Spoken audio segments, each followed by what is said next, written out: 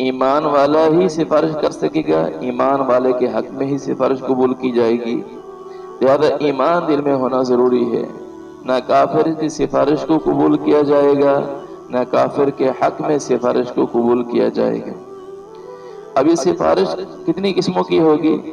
سب سے بڑی سفارش تو اس کو شفاعت کبریٰ کہا جاتا ہے، وہ میدان حشر کے، یعنی جس دن حشر کا دن ہوگا اس دن کی سفارش ہوگی کہ جب اللہ تبارک و تعالیٰ ناراضگی کا اظہار فرمائیں گے، لوگوں کے اوپر پریشانی چھائی ہوئی ہوگی، اور سورج جو آج اتنا دور ہے یہ اس دن 1 میل یا 2 میل کے فاصلے پر ہوگا۔ اب اس دن میں لوگ پریشانی میں مبتلا ہوں گے تو لوگ اس بات کا تقاضا کریں گے کہ اللہ تعالیٰ سے کوئی سفارش کرے کہ اللہ تبارک و تعالیٰ حساب کتاب کریں۔ اگلا فیصلہ کہ جنت ہے یا جہنم ہے وہ تو چلو دور بات ہے، لیکن پہلے آج کی دن کی سختی سے بچنے کے لیے اللہ تبارک و تعالیٰ سے سفارش کی جائے کہ اللہ تبارک و تعالیٰ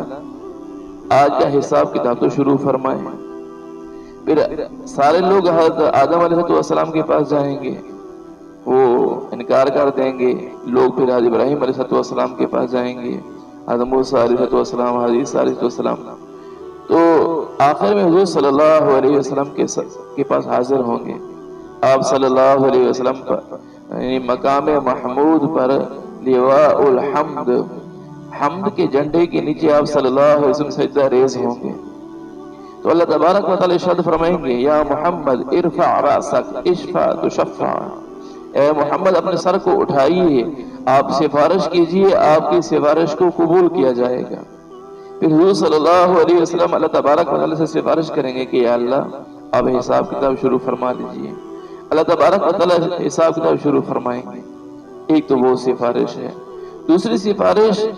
جو قبول کی جائے گی وہ ان لوگوں کی ہے، انبیاء ان کی سفارش تو ہے ہی، جو صدیقین ہیں، شہداء ہیں، صالحین ہیں، ان کی سفارش کو قبول کیا جائے گا۔ اسی طرح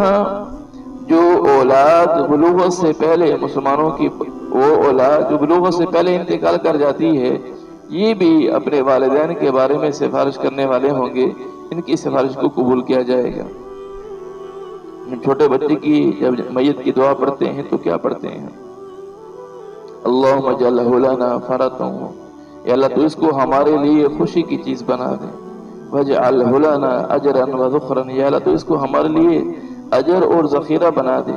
وجعلہ لنا شافعا ومشفعا، یا اللہ تو اس کو ہمارے لیے سفارش کرنے والا اور ایسا بنا دے کہ جس کی سفارش کو قبول کیا جائے، یا اللہ تو اس کو ہمارے لیے وہ بنا دے۔ تو یہ جو نابالغ اولاد ہوتی ہے یہ بھی والدین کے بارے میں سفارش کرنے والی ہوگی، تو ان کی سفارش کو اللہ تبارک و تعالیٰ قبول فرمائیں گے۔ تو ایمان ہونا ضروری ہے، ایمان دل میں ہوگا تو پھر سفارش کرنا بھی مقبول ہو سکتا ہے ایمان والوں کا، اور ایمان والوں کے بارے میں بھی سفارش کو قبول کیا جائے گا۔ اس لیے ایمان پر محنت ہو، دل کے اندر اللہ تبارک و تعالیٰ کی توحید اتری ہوئی ہو، شرک کا ذرہ برابر بھی شائبہ تک نہ ہو دل کے اندر۔ اگر کوئی آدمی شرک کے اندر مبتلا ہوگا تو ایسے لوگوں کو اللہ تبارک و تعالیٰ نے ظالم سے تعبیر فرمایا، ان الشرک لظلم عظیم، کہ شرک تو بہت بڑا ظلم ہے، بہت بڑی نافرمانی ہے، سب سے بڑا ظلم ہے۔